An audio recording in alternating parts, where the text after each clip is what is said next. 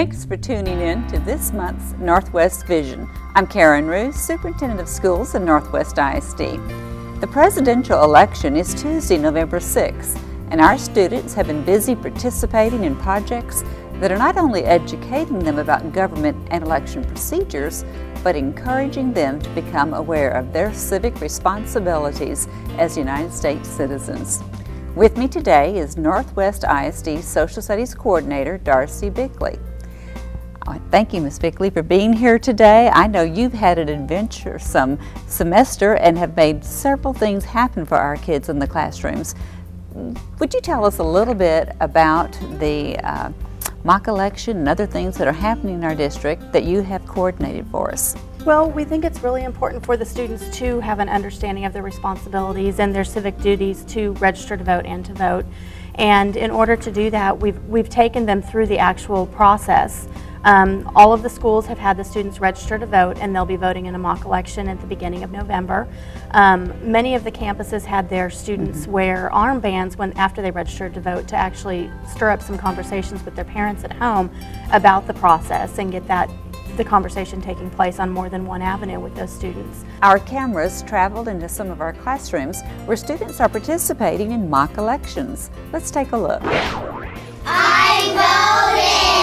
At Seven Hills, we really wanted the kids to feel an authentic voting experience. So for this mock election, the students all got registration cards. They're going through a check-in process and then getting to vote for the president, as well as they get to vote for something they want to happen to me once they meet their million-word challenge. So I will either get to kiss a pig, kiss a frog, or get a pie in the face. And I definitely have been campaigning for a pie. I can't wait to see Espinosa do a pie in her face.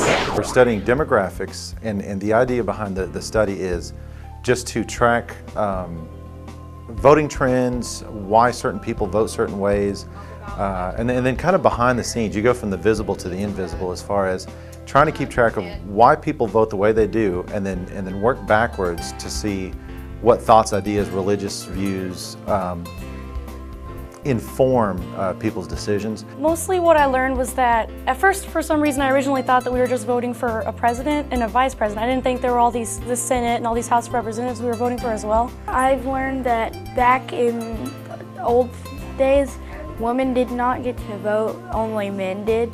Thank you for voting. If people don't vote, then the president might not be the best president for the people. When you're voting for president, you're not voting for just president and vice president. You're voting for bond elections, you're voting for senators, you're voting for House of Representatives, people that you can talk to, people that represent you. I voted.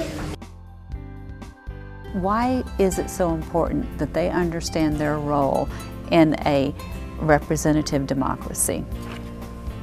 Well, you know, we're bombarded with information from the media.